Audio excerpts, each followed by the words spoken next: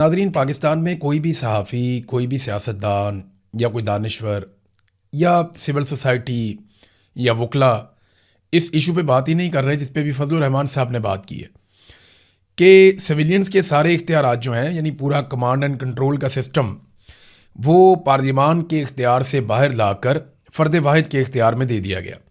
यानी field martial Asim Munir को इतने इख्तियारात दे दिए गए हैं मुसल्लह अफवाज के हवाले से कि इससे पहले किसी और आर्मी चीफ के पास नहीं थे, किसी डिक्टेटर के पास भी नहीं थे, बल्कि दुनिया में किसी भी डिक्टेटर या आर्मी चीफ के पास इस लेवल के इख्तियारात नहीं होते जैसे इख्तियारात फील्ड मार्शल आसिम मुनीर को मिल गए हैं।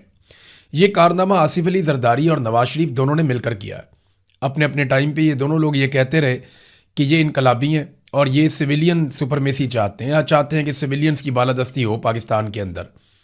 नवाज शरीफ साहब ने इसके लिए एक तहरीक चलाई, वोट को इज्जत दो, और हमेशा ये कहते रहे कि सिविलियंस की बालादस्ती होनी चाहिए। लेकिन फिर हमने देखा कि मियां नवाज शरीफ साहब ने अपने मौक़िफ़ से कंप्रोमाइज़ किया और उसके बाद से अब तक वो लगातार फील्ड मार्शल आसिम मुनीर के हाथ मजबूत करते चले आ रहे हैं। आसिफ अली जरदारी साहब, उन्होंने बड़ा एहसान जतलाया था कि उन्होंने अपने इख्तियारात को निचली सतह तक मुंतकिल किया, बल्कि बतौर सदर उन्होंने अपने इख्तियारात जो हैं वो हवाले कर दिए थे पार्लियामान के। लेकिन अब उसी पार्लियामान के इख्तियारात को उन्होंने फ़र्द वाहिद के हवाले कर दिया है। तो आसिम मुनीर तारीख के वो वाहिद जर्नैल बन चुके हैं कि जिनके पास बेशुमार इख्तियारात हैं, बहुत सारी पावर्स हैं और कानून के मुताबिक ये पावर्स हैं। बल्कि पार्लियामान ने एक ऐसा बंदोबस्त भी किया कि आइंदा अगर मज़ीद कानून साजी की ज़रूरत पड़ी तो उसमें लिख छोड़ा है कि फिर हुकूमत फ़ैसला कर लेगी, यानी कैबिनेट फ़ैसला कर लेगी। तो काबीना जब फैसला कर लेगी तो इख्तियारात तो सिर्फ वज़ीर आज़म या काबीना के पास चले गए और उनसे तो फैसला 2 मिनट में करवा लिया जाता है, क्योंकि काबीना में जितने भी मिनिस्टर बिठाए गए हैं, ज़्यादातर उन लोगों को काबीना में मिनिस्टर बनाया गया है जो लोग फार्म 47 के ऊपर आए थे, ताकि उनमें से कोई चूं भी ना कर सके। जब चाहें, जो चाहें उनसे कानून पास करवा लिया जाए, जो चाहें उनसे बिल पास करवा लिया जाए, जो चाहें उनसे हुकूमती फ़ैसला ले लिया जाए। नादरीन, एक तो आसिम मुनीर साहब इख्तियारात और ताकत लगातार इकट्ठे करते चले और दुनिया में कहीं पे भी अगर ये होता तो वहाँ का मीडिया इस पे बात करता। पाकिस्तान का मीडिया इस पे बात नहीं कर रहा। कोई हमारा सहाफ़ी, बड़े से बड़ा दानश्वर, बड़े से बड़ा एंकर, वो इस पे बात करने के लिए तैयार नहीं है। देखें, बहुत ज़्यादा इख्तियारात फील्ड मार्शल आसिम मुनीर को मिले, ये डिस्कस होना चाहिए था, लेकिन पाकिस्तान में कोई भी इसको डिस्कस नहीं कर रहा। उल्ट पटांग किस्म की चीज़ें वहाँ पर डिस्कस की जा रही हैं। सियासतदानों को इस पर बात करनी चाहिए थी। पाकिस्तान तहरीक इंसाफ भी इस पे बात करने के लिए तैयार नहीं है, बाकी सियासी जमातें भी इस पे बात करने के लिए तैयार नहीं है। PMLN और पीपल्स पार्टी तो वैसे ही लेटे हुए हैं। तो फजलुर रहमान साहब ने इसके ऊपर बात की है, जिसको अप्रिशिएट किया जाना चाहिए।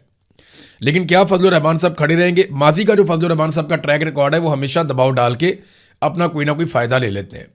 तो फजलुर रहमान साहब को अपने आप को साबित करने के लिए पूरी एक तहरीक के इख्तिताम तक पूरे कद के साथ खड़े होना होगा, और अगर वो किसी नतीजे तक पहुंचाते हैं कोई तहरीक चलाकर, तो फिर उनकी क्रेडिबिलिटी बनेगी, क्योंकि वो हमेशा आखिरी वक्त में पीछे हट जाते हैं। जैसे कि आईनी तरमीम के वक्त फजलुर रहमान साहब ने सपोर्ट किया था मौजूदा निज़ाम को और उसके बाद ये खराबी पैदा हुई है।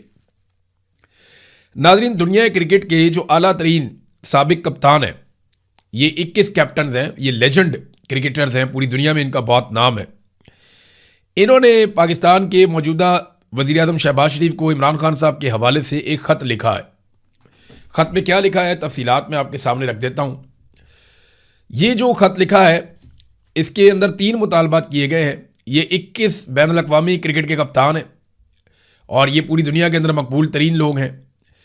इन्होंने शहबाज शरीफ को एक ख़त लिखा है और ये दूसरा ख़त है। एक पहले भी ख़त लिखा था, 6 माह पहले 14 साबिक कप्तानों ने एक ख़त लिखा था कि इमरान खान साहब के साथ इंसानी सलूक किया जाए, मुनासिब तिब्बी सहूलियात उनको दी जाए, ये अपील की गई थी। अब मज़ीद 7 कप्तान इसके अंदर शामिल हुए हैं और ये अपील दोहराई गई है।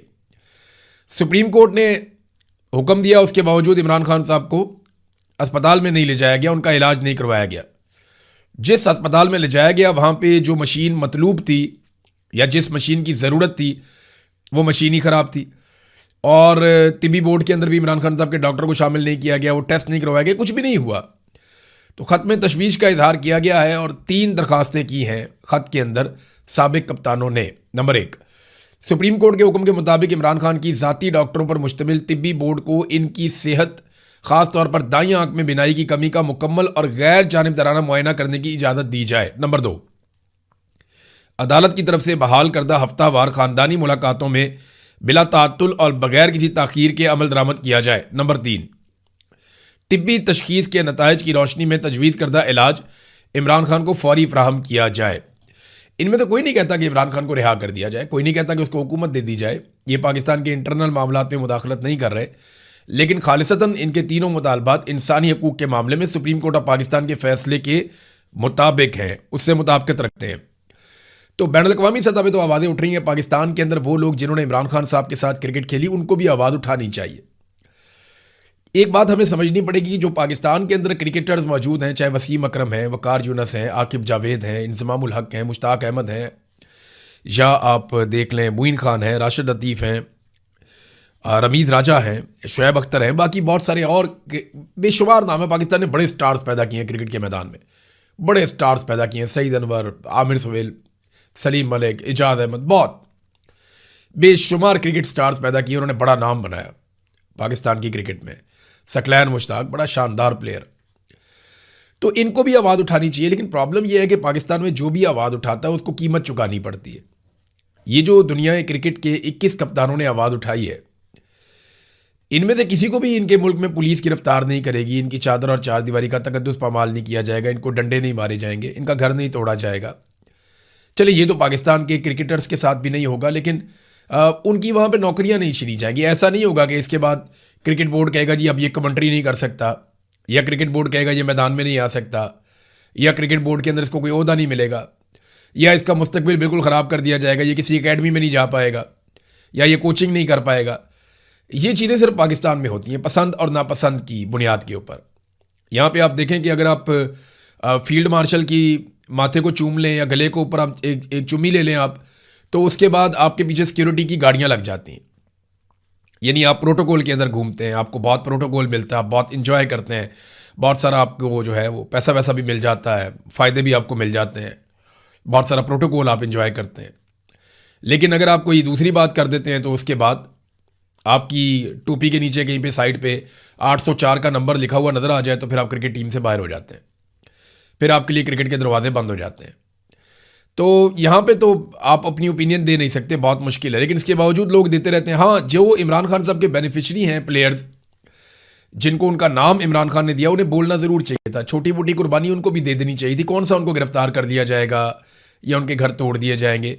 हाँ, उनके साथ ये हो जाएगा कि थोड़ा बहुत उनके ऊपर सख्तियाँ आएंगी, उनका माली मामलात ख़राब हो जाएंगे, या कोई उनको जो मफादात हैं वो थोड़ी बहुत चोट लग जाएगी।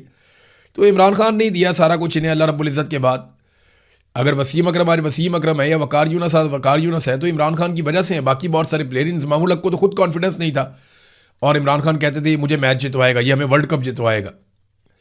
जावेद मियांदाद के बारे में ये खबर आ रही है कि वो अदालत से रुजू करेंगे अपने साबिक दोस्त और साबिक कप्तान इमरान खान साहब से मुलाकात करने के लिए।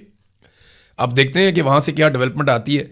बहरहाल एक 42 साला शहरी ने दरख्वास्त दायर की है कि उसे दिल और गुर्दों की बीमारी है। अडयाला जेल से दरख्वास्त आई है और सुप्रीम कोर्ट से उसने गुजारिश की है कि उसे भी इमरान खान की तरह निजी अस्पताल में मुंतकिल किया जाए। देखिए, अब ऐसी दरखास्तें रोज़ाना आएंगी। ये ना बड़ी गंदी और घटिया खेल खेलती है एस्टेब्लिशमेंट। इसने ये दरख्वास्त क्यों नहीं की कि नवाज शरीफ की तरह मुझे बैरून मुल्क रवाना कर दिया जाए इलाज के लिए, या इसने ये दरख्वास्त क्यों नहीं की कि परवेज़ मुशर्रफ की तरह मुझे अदालत जाते हुए रास्ते से ही अस्पताल में मुंतकिल कर दिया जाए और वहाँ से बैरून मुल्क मुंतकिल कर दिया जाए।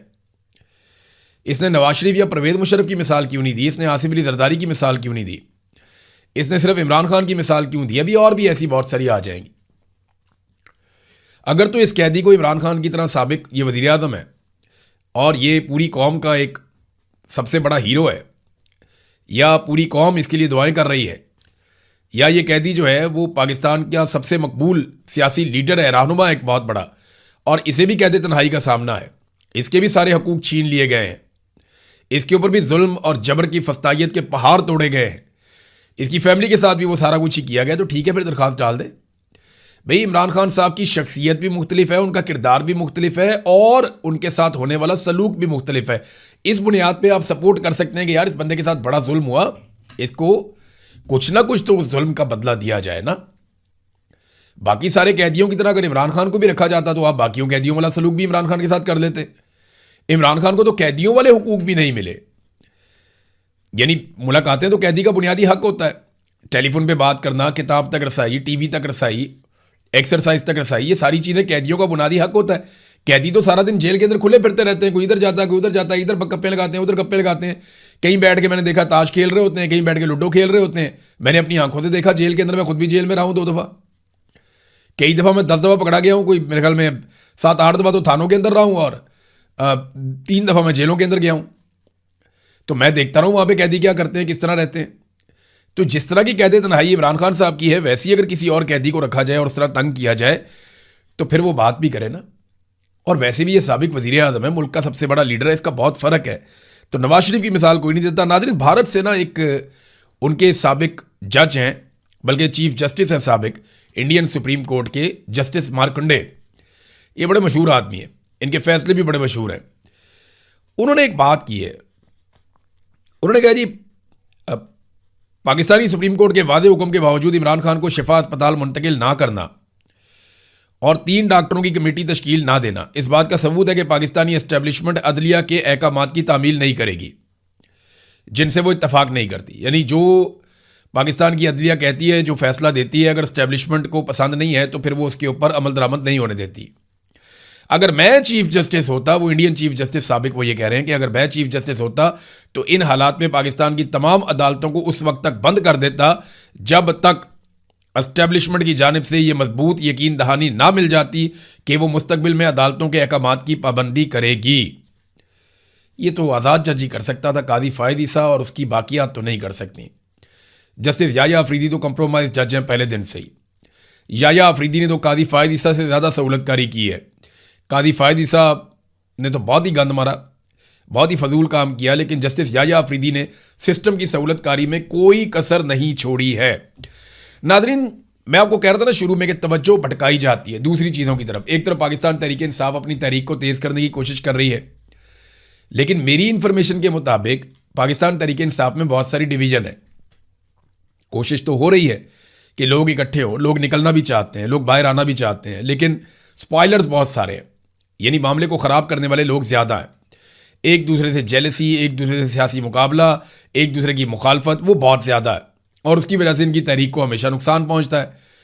इमरान खान साहब जो सारी पार्टी को जोड़ के और बांध कर रखते हैं, वो जेल के अंदर बंद हैं, उनसे मुलाकातें भी बंद हैं, वो कोई इंस्ट्रक्शन भी नहीं दे पाते। तो फिर तहरीक तेज़ कैसे होगी? एक और चीज़ जो मुझे पता चली है कि अभी फंडिंग वंडिंग का भी इन्होंने कोई बंदोबस्त नहीं किया कि इनके पास बहुत सारे फंड्स होने चाहिए। अगर तो वाकई इन्होंने जाना है मिलियंस में लोगों को लेकर उनको जाना है, इस्लामाबाद में पहुंचना है, चंद दिन भी लगेंगे।